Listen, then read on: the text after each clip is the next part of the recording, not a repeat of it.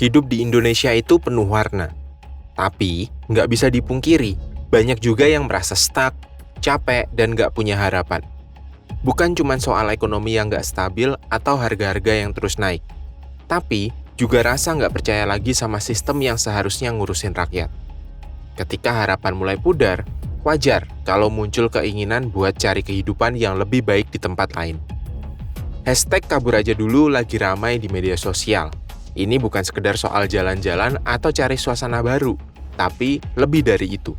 Ini adalah refleksi dari banyaknya orang yang merasa kehilangan kepercayaan. Kepercayaan itu kayak kaca, sekali retak, susah buat diperbaiki. Begitu juga dengan hubungan antara masyarakat dan pemerintah. Kalau janji-janji nggak pernah ditepati, rasa frustasi bakal terus numpuk. Fenomena ini menarik banget kalau kita lihat dari sisi psikologi. Kenapa sih ketika merasa kecewa, responnya bukan lagi berjuang, tapi justru pergi? Kenapa orang lebih memilih kabur daripada bertahan? Yuk kita bahas lebih dalam.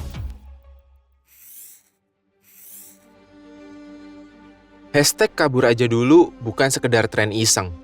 Ini adalah gambaran nyata dari perasaan banyak orang yang nggak merasa punya harapan di negeri sendiri.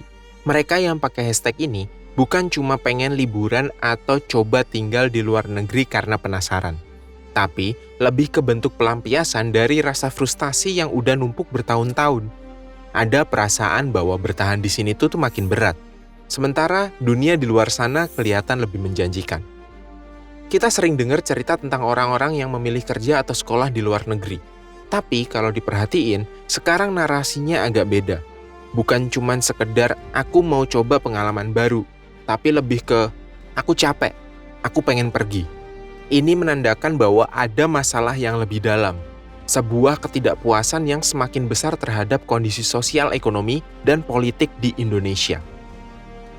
Kepercayaan masyarakat terhadap pemerintah itu kayak hubungan dalam percintaan. Kalau dihianati terus, lama-lama orang bakal lelah dan memilih pergi. Broken Promises Effect menjelaskan kenapa orang bisa kehilangan kepercayaan. Janji-janji manis yang nggak ditepati bikin masyarakat skeptis, sampai akhirnya mereka berpikir, ngapain berharap kalau ujung-ujungnya dikecewain lagi. Selain itu, ada juga yang namanya learned helplessness, perasaan pasrah karena merasa nggak bisa mengubah keadaan. Semakin seseorang mengalami kegagalan atau melihat hal-hal buruk terus terjadi tanpa solusi, semakin besar kemungkinan mereka merasa nggak berdaya. Akhirnya, yang tadinya punya semangat buat berjuang, sekarang lebih memilih angkat tangan dan cari jalan keluar. Belum lagi ada faktor social comparison theory, di mana media sosial bikin kita makin gampang melihat kehidupan orang di negara lain yang seolah-olah lebih baik. Saat timeline penuh dengan cerita sukses orang-orang yang tinggal di luar negeri, wajar kalau muncul pikiran, mungkin kalau aku di sana, hidupku juga bakal lebih enak. Inilah yang bikin hashtag kabur aja dulu makin relate buat banyak orang. Ketidakpercayaan terhadap pemerintah bukan cuma bikin orang kecewa, tapi juga berdampak ke mental. Banyak yang akhirnya merasa cemas dan overthinking soal masa depan. Mereka bertanya-tanya, gue masih bisa hidup nyaman di sini nggak? Atau, apakah 5 tahun lagi gue bakal tetap stuck di tempat yang sama? Ketidakpastian ini bikin stres menumpuk, apalagi kalau setiap hari kita terus-terusan disuguhi berita soal korupsi, kebijakan yang nggak jelas, dan harga kebutuhan yang makin naik. Di sisi lain ada juga cognitive dissonance, konflik batin antara cinta terhadap Indonesia dan keinginan buat pergi. Banyak orang yang sebenarnya masih sayang sama tanah air, masih ingin berkontribusi. Tapi di saat yang sama, mereka merasa dikecewakan. Mereka pengen bertahan, tapi juga sadar kalau realitanya nggak mudah. Ini kayak toxic relationship, di mana seseorang terus berharap keadaan bakal membaik, tapi akhirnya malah terluka. Yang bikin makin rumit, muncul juga fenomena FOMO relocation.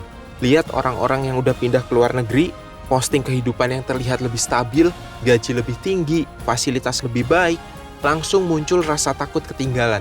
Rasanya kayak, wah kalau gua nggak ikutan cabut sekarang, nanti malah nyesel. Padahal, apa yang kita lihat di media sosial itu belum tentu seluruhnya kebenaran. Bisa jadi mereka juga menghadapi tantangan yang nggak kelihatan dari luar. Tapi pertanyaannya, apakah benar kabur adalah solusi? Jawabannya tergantung. Kalau punya rencana yang matang, karir yang jelas, pendidikan yang oke, dan mental siap, pindah ke luar negeri bisa jadi pilihan yang baik. Tapi kalau cuma ikut-ikutan tanpa arah, bisa-bisa malah menghadapi masalah baru yang gak kalah beratnya. Setiap negara punya tantangan masing-masing, dan gak semua orang bisa langsung cocok dengan sistem di tempat yang baru. Jadi, sebelum keburu-buru pakai hashtag kabur aja dulu, penting banget buat berpikir panjang. Apakah ini benar keputusan yang tepat atau hanya sebuah pelarian? Sebab yang paling penting bukan hanya di mana kita tinggal, tapi bagaimana kita bisa bertahan dan berkembang dimanapun kita berada.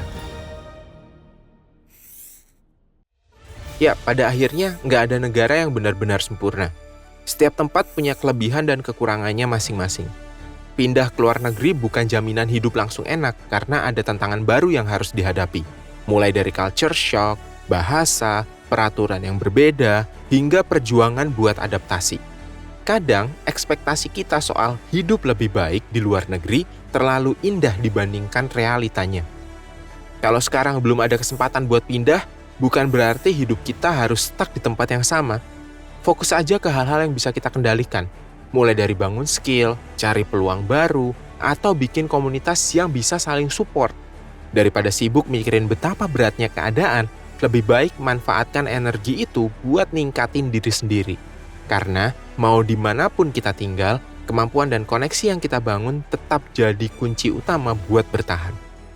Ketidakpercayaan dan kekecewaan itu wajar, tapi jangan sampai cuma berakhir di keluhan.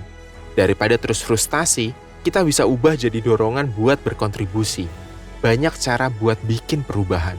Mulai dari hal kecil kayak sharing edukasi, support bisnis lokal, sampai terlibat dalam gerakan sosial. Mungkin nggak bisa langsung mengubah sistem yang besar.